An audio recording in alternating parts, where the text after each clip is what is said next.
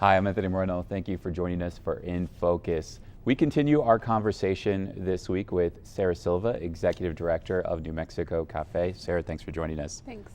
Now, as we continue our conversation about the recent incidents of hate that have been reported by the Southern Poverty Law Center, in a recent report, they stated that nearly 900 incidents of hate have been reported to them. And out of those nearly 900, 23% have been against the African American community. I'm curious, what you're hearing with your organization. You work with various communities. I mean, what are some of the things that you've heard so far? Yeah, I think there's a lot of concern amongst our small but vocal African American community, our Muslim community, and then our Latino and immigrant community. So New Mexico is one of 5 states that has a majority people of color. So this isn't anything new for us. We know how to live and work with one another for the most part in a multicultural community like New Mexico. But what we have heard is that there are still instances of school children in particular saying you're going to have to leave now, or racial slurs thrown at children, and then our Muslim community being targeted in particular. And these are one-on-one interpersonal relationships, like at the store, the grocery store, in traffic. This isn't anything like big or like structural happening at churches or schools, but it's there. The report stated that. That's one of the things that is kind of alarming to someone, I would suspect, is that these are happening in public places. These are happening in workplaces, retail places, right, schools, K through 12, and even on college campuses. Yeah. It's one thing that I'm wondering, are working with these different communities, are you reaching out to like the public places or business owners or schools or anything like that? Yeah.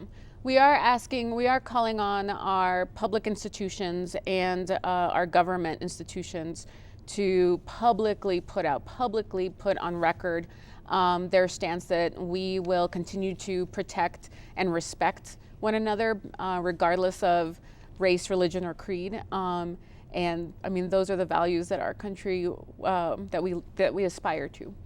And I think as a person, I'm a person of color, I'm a woman, but I'm also U.S. born. I speak English well, and I have a responsibility to stand up for my brothers and sisters that may be targeted for that kind of discrimination and hate.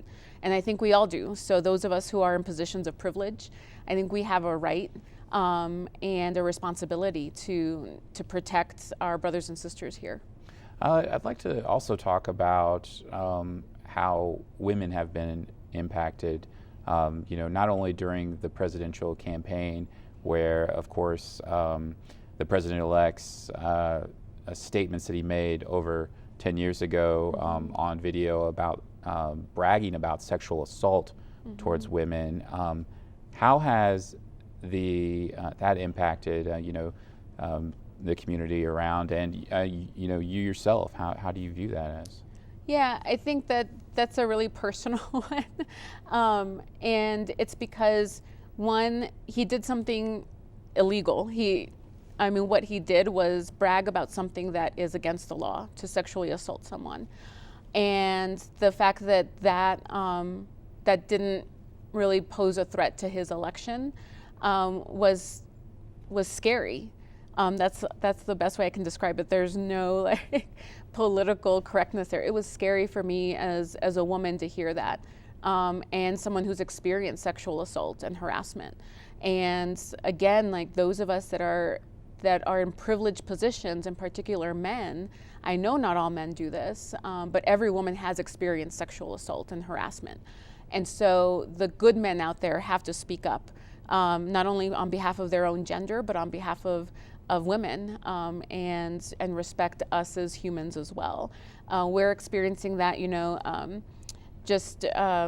recently our former county treasurer was removed for making sexual advances on an employee. And he said it was, quote, to lift her spirits.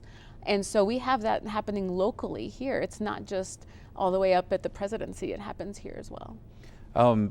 What does that say to folks when this can happen in a presidential campaign, you know, running for the highest office in the land, the free world, when somebody can make those statements and still capture the presidency?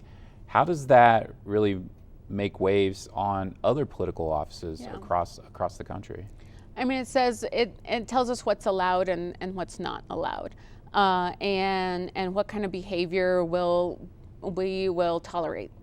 And I think the thing that we have to be very cautious of is making sure that our rights as citizens and people living in the U.S. are protected, that I or anyone else going about our business and living our lives can do it in a safe and healthy way, and that I can raise my daughter, my 8-year-old daughter, in a safe and healthy way as well.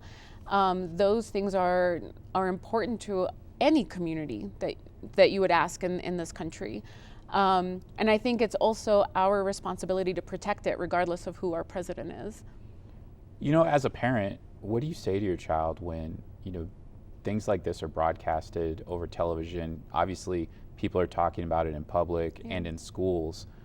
I mean, how do you deal with that? And then I'm just curious, like how do parents react when statements like this are being made? You know, I asked my daughter how she feels about some of the comments. She's asked me, you know, does he really think that way about girls? Is he the only one that thinks that way? And so she and I have had conversations that I think I would have chosen to have later with her when she was older. So she's had to grow up a lot this last year. And I've had to censor a lot of what she hears on the radio and on TV. That's also my job, to protect her from and keep as much of her innocence as I possibly can as a mom. You also obviously work with different faiths, and the report lists, 12% of reported acts have been listed as anti-Semitic, and 6% against the Muslim communities. What is the faith community doing locally here in Las Cruces, Doña Ana County to really, work with each other in case there are hate incidents put forth against them? Yeah, what we've been doing is we've been having interfaith dialogues so that people can see and hear what the other is experiencing and that we can humanize each other. But the other thing too is that there are people of goodwill in Catholic and evangelical churches that need to now speak up against hate and bigotry that they're hearing and seeing. And that if people that are neutral in moments of injustice side with the injustice. And now is a time more than ever that we can speak up and speak towards mercy and compassion.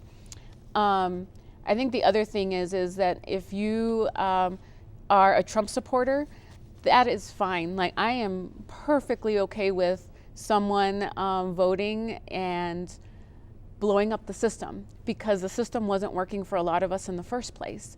What's not acceptable is the racial anxiety and the bigotry that came along with it. The president-elect, Donald Trump, has, in November stated in interviews with 60 Minutes and the New York Times that, he was, quote, surprised to hear these comments and said, wanted people to, stop it. What else do you want to see from your president when incidents like this are happening?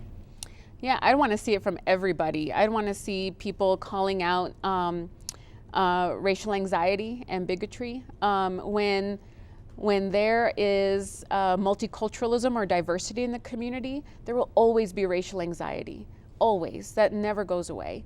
The difference is that we can either bridge that anxiety or we can exacerbate it. And 3 things are dependent on it: leadership, narratives, the stories we tell about each other, and institutions. And if those three things are working towards bridging those differences, then we can get to a place where we can actually start solving some of our problems. But right now, we're continuing to divide and exacerbate that anxiety. Well, unfortunately, we're out of time. I want to thank you, Sarah, for joining us. Thank you. And we want to thank you for joining us for In Focus. I'm Anthony Moreno.